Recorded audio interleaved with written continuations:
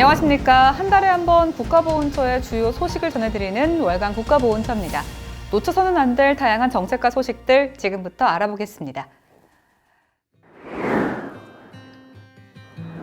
일대천 항일 서울시가전 승리 100주년 기념식이 1월 31일 백범 김구기념관에서 개최됐습니다. 기념식은 일제강점기에 의열단원으로 활동하다 순국한 김상옥 의사를 기리기 위한 것으로 박민식 국가보훈처장과 김상옥 의사기념사업회장, 독립유공자 유족 등 250여 명이 참석한 가운데 진행됐습니다. 김상옥 의사는 1923년 1월 12일 밤 종로경찰서에 폭탄을 투척해 여러 명에게 부상을 입혔으며 이후 천여 명의 일본 군경에 홀로 맞서 치열한 시가전을 벌인 뒤 마지막 남은 한 발의 총탄으로 순국했습니다. 국가보훈처는 구글 코리아와 정전 70주년 기념사업 추진을 위한 글로벌 공동 파트너 협력식을 가졌습니다. 이는 올해 6.25 전쟁 정전 70주년을 맞아서 추진되는 각종 기념사업을 전 세계인들과 공유하기 위한 것으로 구글은 국내는 물론 22개 UN 참전국을 포함해 전 세계를 대상으로 다양한 플랫폼을 제공하고 대한민국 정부가 추진하는 정전 70주년 캠페인은 온 오프라인으로 지원할 예정입니다. 인기 드라마 미스터 선샤인 유진 초이 역의 실존 인물인 황기환 애국지사의 유해가 고국으로 돌아옵니다. 국가보훈처는 황기환 지사가 안장되어 있는 뉴욕의 올리벳 묘지 측과 파묘에 전격 합의했습니다. 이에 따라 본격적인 유해 봉환 준비 절차에 착수할 계획이며 유해가 국내로 봉환되면 정부 주관으로 유해 봉환식을 거행하고 영현은 국립대전현충원에 안장될 예정입니다. 철거 위기에 놓였던 LA 흥사단 옛 본부 건물이 현지 한인사회와 단체, 우리 정부의 노력으로 대한민국의 품에 안기게 됐습니다. 국가보훈처는 일제강점기 미주 독립운동의 거점이었던 흥사단 옛 본부 건물에 대해 지난 1월 31일 최종 매입 계약을 체결했습니다. 국가보훈처가 국외에 소재한 독립운동 사적지 보존을 위해 부동산을 매입한 건 이번이 처음으로 연내에 건축물에 대한 기록화 작업과 정밀 실측을 거쳐 활용 방안을 수립해 오는 2025년 8월 15일 개관할 예정입니다. 박민식 국가보훈처장은 지난 2월 1일부터 6박 8일 일정으로 영국과 이스라엘을 방문했습니다. 이번 출장은 정전 70주년 협력사업 추진과 용산 호국공원 조성을 위한 선진 사례 조사 목적으로 추진됐으며 영국 국립추모수목원에서 시작해 스트라우드 고등학교와 글로스터 군인박물관, 첼시 왕립병원과 이스라엘 야드바셈과 기념관, 국립현충기념관 등으로 이어졌습니다. 이번 출장을 통해 국가보훈처는 참전국과의 교류를 더욱 굳건히 하고 용산 호국공원을 비롯한 현충시설의 건립 방향을 정립하기 위한 아이디어를 수집했습니다. 또한 현지 참전 용사를 만나 존경과 감사를 표하고 평화의 사도 메달을 증정했으며 오는 7월 정전 70주년 기념식 공식 초청장도 전달했습니다. 국가보훈처는 2023년 호국보훈의 달 포상 대상자 신청 접수를 받았습니다. 호국보훈의 달 포상은 국가와 사회 발전에 기여하고 타의 모범이 된 국가보훈 대상자와 대외 유공인사를 발굴해 포상하는 것으로 매년 6월 진행하고 있습니다.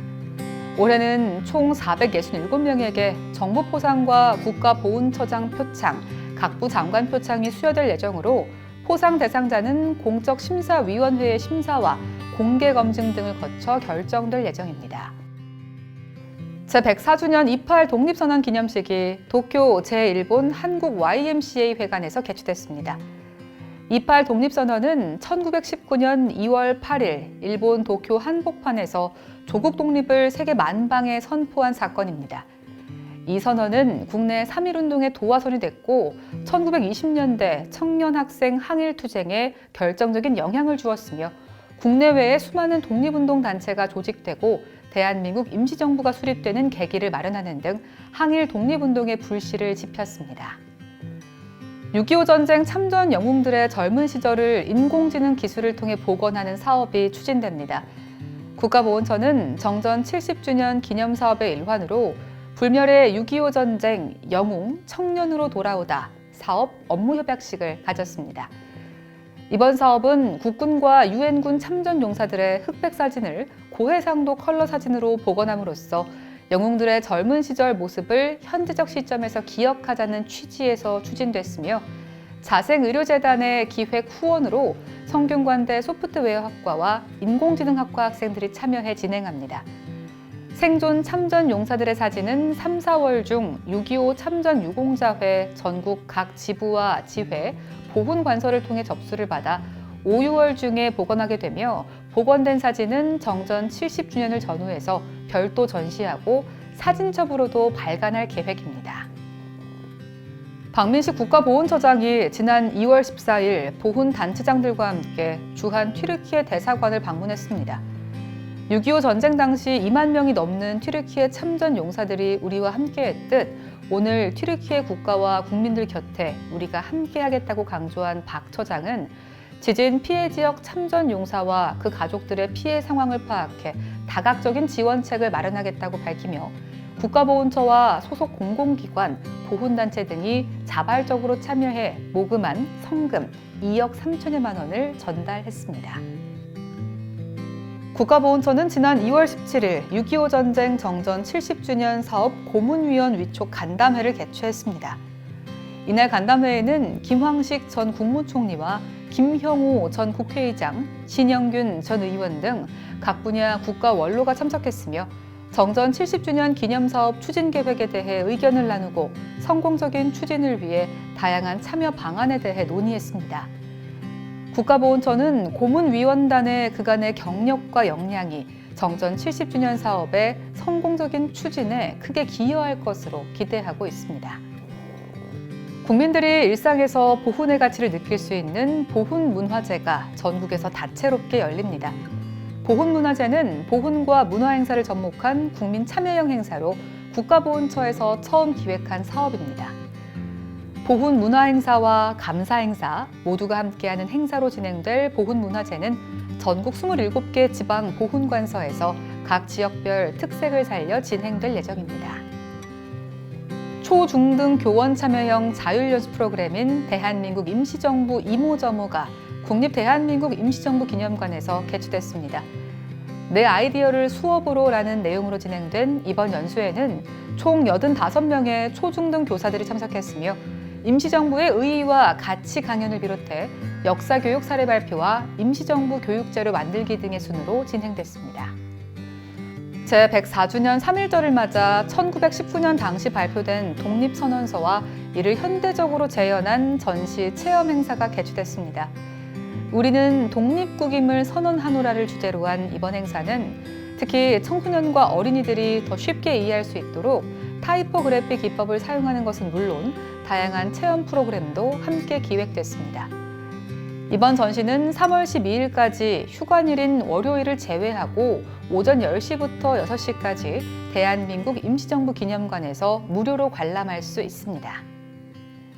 월남전 참전 유공자 등이 앓고 있는 질병 중 4개 질병을 고엽제 후유증 질병으로 추가 인정하는 관련 법률 일부 개정안이 입법 예고 절차에 들어갔습니다.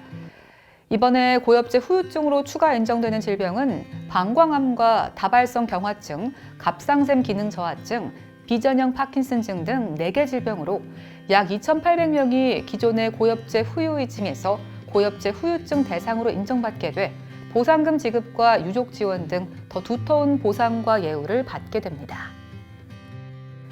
국가보훈처와 구글이 6.25 전쟁 정전 70주년을 맞아서 한국의 비무장지대 온라인 전시물을 전 세계에 공개 헌정했습니다. 구글의 비영리 국제 온라인 전시 플랫폼인 구글 아트앤컬처가 이날 공개한 전시는 역사, 자연, 예술이라는 3가지 주제로 6.25 전쟁과 이를 둘러싼 사건, 인물, 장소, 자연, 그리고 비무장지대에 대한 예술적 탐구 등을 다룬 자료입니다. 이번 전시는 구글 아트앤컬처 페이지나 앱에서 누구나 감상할 수 있습니다. 국가보훈처가 농협중앙회와 정전 70주년 홍보 및 참전 유공자 대상 복지 지원 사업 추진 업무 협약을 체결했습니다. 협약에 따라 양 기관은 올해 국가보훈처에서 생존 6.25 참전 유공자 전원에게 지급하는 제복을 입은 모습을 담은 장수 사진 제작 사업을 비롯해 정전 70주년 보훈문화행사 공동 추진과 생활이 어려운 참전 유공자에게 우리 농산물을 제공하는 등 복지 지원을 진행할 계획입니다. 104주년 3.1절을 맞아 만세운동 재현 참여 게임형 콘텐츠인 숨은 독립 찾기가 운영됩니다. 꺾이지 않는 마음을 주제로 만들어진 이 게임형 콘텐츠는 우리에게 잘 알려지지 않은 배화학당 학생들의 만세운동을 재조명한 것으로 독립운동 아이템을 찾아 만세운동에 참여하는 임무를 수행하도록 구성됐습니다. 특히 빙그레 공익재단의 장합사업과 연계해 숨은 독립찾기 참여 한 건당 1,920원씩 장학금을 적립해 독립유공자 후손에게 전달할 계획입니다. 박민식 국가보훈처장은 공군사관학교를 방문해 훈장을 전수하고 특강을 하는 등 소통의 시간을 가졌습니다. 국가보훈처는 2023년 2월에 독립운동가로 조선의 비행사 안창남 선생을 선정했습니다. 안창남 선생은 청년 시기 독립운동 중 순국했으며 선생의 훈장은 2001년 서훈 이후 후손을 찾기 위해 노력했지만 찾지 못해 국가보훈처에서 보관하고 있다가 이번에 미래의 안창남으로 성장할 공군사관생도에게 전달됐습니다. 안창남 선생의 훈장은 공군사관학교 내 항공박물관에 영구 전시할 계획입니다.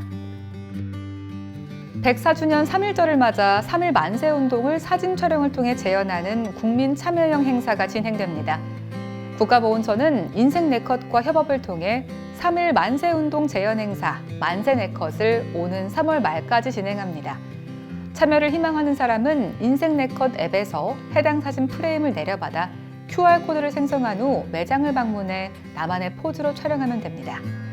특히 2월 27일부터 3월 8일까지 열흘 동안은 매일 선착순 310명에게 사진틀을 무료로 제공하고 촬영한 사진을 개인 SNS 계정에 게시하면 선착순 3,100명에게 무료 촬영권이 지급됩니다.